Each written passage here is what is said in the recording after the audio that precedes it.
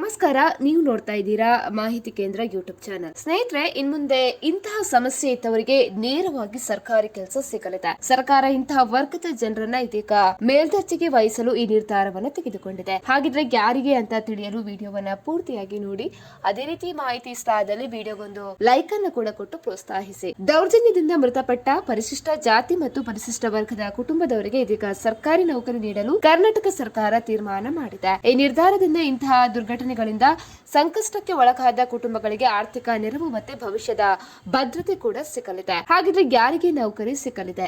ದೌರ್ಜನ್ಯಕ್ಕೆ ಬಲಿಯಾದ ಪರಿಶಿಷ್ಟ ಜಾತಿ ಮತ್ತು ಪರಿಶಿಷ್ಟ ವರ್ಗದ ವ್ಯಕ್ತಿಗಳ ಕುಟುಂಬದ ಒಬ್ಬ ಸದಸ್ಯರಿಗೆ ಸರ್ಕಾರಿ ನೌಕರಿ ನೀಡಲಾಗುತ್ತೆ. ಹಾಗಿದ್ರೆ ಯಾವ ರೀತಿಯ ಹುದ್ದೆಗಳು ಸಿಗಬಹುದು? ಈ ನೌಕರಿಯು ಗ್ರೂಪ್ ಸಿ ಮತ್ತು ಡಿ ಹುದ್ದೆಗಳಲ್ಲಿ ಸಿಗಲಿದ್ದು, ಈ ನಿರ್ಧಾರ ಬಹಳಷ್ಟು ಆರ್ಥಿಕವಾಗಿ ನೆರವಾಗಲಿದೆ. ಸ್ನೇಹಿತರೆ, ನಾವು ಮಾಡಿರುವಂತಹ ವಿಡಿಯೋ ನಿಮಗೆ ಇಷ್ಟ ಆದಲ್ಲಿ ಕೂಡಲೇ ಮಾಹಿತಿ ಕೇಂದ್ರ ಯೂಟ್ಯೂಬ್ ಚಾನಲ್ ಅನ್ನ ಸಬ್ಸ್ಕ್ರೈಬ್ ಮಾಡ್ಕೊಳ್ಳಿ. ಅದೇ ರೀತಿ ವಿಡಿಯೋ ಇಷ್ಟ ಆದಲ್ಲಿ ವಿಡಿಯೋಗೊಂದು ಲೈಕ್ ಅನ್ನು ಕೂಡ ಕೊಟ್ಟು ಸಹಕರಿಸಿ.